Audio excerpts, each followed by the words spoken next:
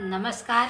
आप लोगों के लिए एक बहुत ही सुंदर शिव और पार्वती जी का भजन लेके आई हूँ। माँ पार्वती कैसे सच के भगवान शिव के पास जाती हैं, उसके बाद उसी पर एक आधारित एक माँ पार्वती के भजन है।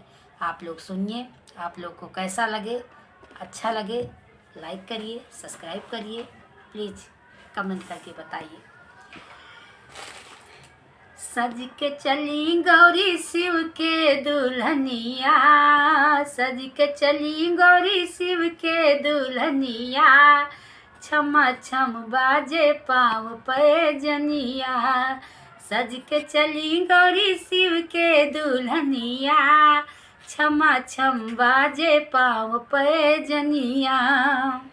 मंगिया में सिंदूराली लरवा में टीका, मंगिया में सिंदूराली लरवा में टीका।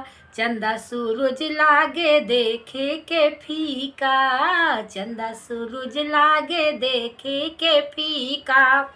फुलवा से कोमल गमकत बदनिया, फुलवा से कोमल गमकत बदनिया। छमा छम बाजे पाँव पैजनिया। सज के चली गौरी शिव की दुल्हनिया, सज के चली गौरी शिव की दुल्हनिया। छमा छम बाजे पाँव पैजनिया। उठवाया रुण सोहे नैना कजरवा, उठवाया रुण सोहे नैना कजरवा।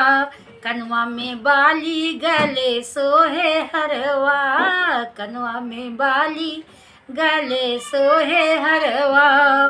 जग से निराली ओढ़ की रनिया, जग से निराली ओढ़ की रनिया। छमा छम बाजे पाँव पैजनिया। सज के चली गौरी शिव के दुल्हनिया, छमा छम बाजे पाँव पैजनिया। कनवा में कुंडल बाना सागरे मोती, कनवा में कुंडल बाना सागरे मोती। मैया के मुँहवा से निकले तब ज्योति, मैया के मुँहवा से निकले तब ज्योति। हिरवा चढ़ल पहिने कर में कंगनिया, हिरवा चढ़ल पहिने कर में कंगनिया। छमा छम बाजे पाँव पैजनिया। सज के चली गौरी शिव की दुल्हनिया, छमा छम बाजे पाँव पैजनिया। लाली चुनरिया लखे मनवा मोरे, लाली चुनरिया लखे मनवा मोरे। हथवा में त्रिशूल तलवरिया सोहे, हथवा में त्रिशूल तलवरिया सोहे। मगन श्याम कोविद पर से चरनिया, मगन श्याम कोविद पर से चरनिया। छमा छम बाजे पाँव पैजनिया। सज के चली गौरी शिव की दुल्हनिया, छमा छम बाजे पाँव पैजनिया। सज के चली गौरी शिव की दुल्हनिया, छमा छम बाजे पाँव पैजनिया।